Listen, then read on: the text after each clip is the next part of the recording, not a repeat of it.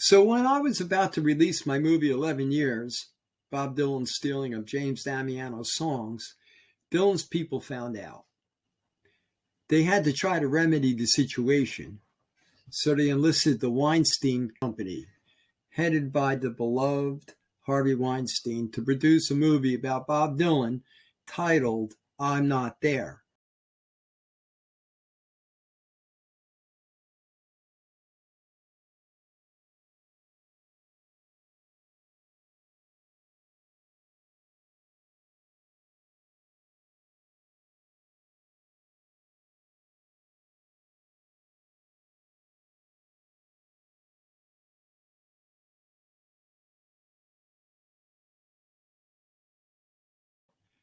It was their way of creating a diversion.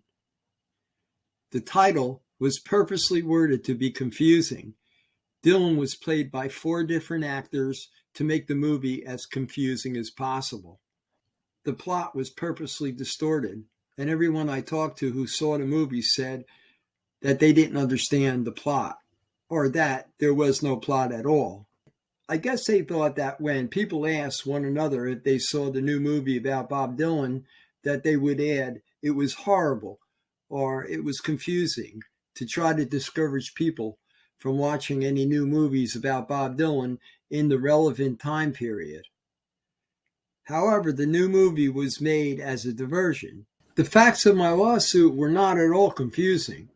There were 50 hours of videotape depositions that incriminated Dylan, expert testimony from a musicologist who graduated magna cum laude from Harvard, tons of correspondence between Dylan's entourage and me, 11 years to be exact, blatant admissions of guilt by Dylan's own witnesses, and they had no evidence to protect themselves with other than a lying lawyer, Warren Snyder, and a compromised judge, Judge Simandl, who I'd like to talk about now.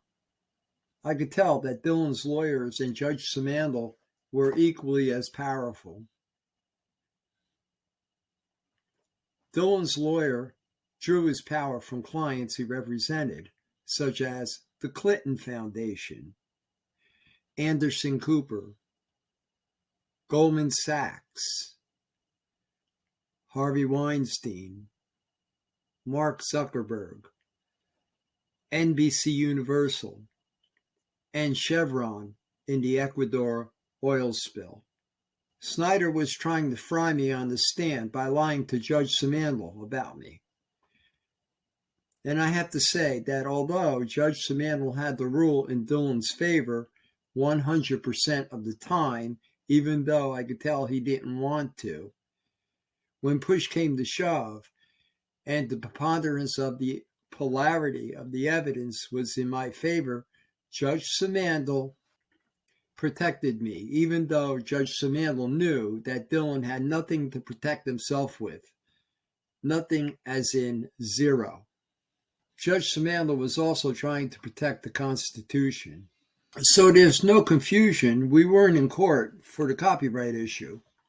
I was on the stand for being in contempt of Bob Dylan's federal gag order designating all discovery materials as confidential, which I disobeyed for 26 years by being on the internet. It was quite ironic that Dylan accepted President Obama's Presidential Medal of Freedom Award by utilizing a federal gag order on me. Actually, it seemed a bit communistic.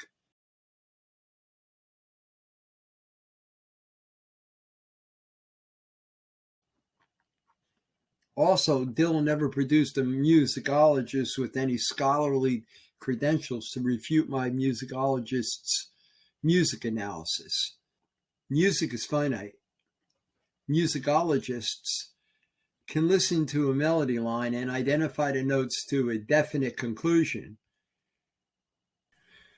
Finite means like 2 and 2 is 4. Finite means it's conclusive. There's a conclusion. I apologize for being condescending. Some people might not know the definition of finite. With all Dylan's money, he couldn't buy a musicologist to refute my musicologist's analysis of the music. Since music is finite, a musicologist with any scholarly credentials would not be able to lie in court because they were taught and educated at a college or a university in which they represent. Also, there seemed to be a nefarious plan set in place by Dylan's attorney in collusion with the Library of Congress that was prevented by the grace of God.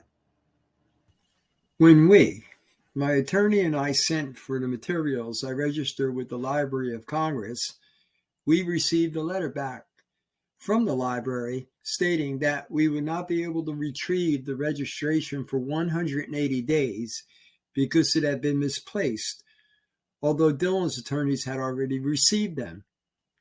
I believe Dylan's plan was to erase the most pertinent song, Steel Guitars, which bared, as Dr. Green concluded, the same exact melodic arc as Dylan's Grammy-nominated song Dignity, off my copyright registration.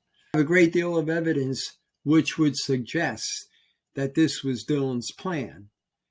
The evidence is elaborate, however, it concludes that, in light of a motive, it would be considered to be conclusive. That scenario is fascinating, but too long to go into now, so I'll tell it in another video. An exciting gift for critical thinkers and intellectual minds. An education in politics.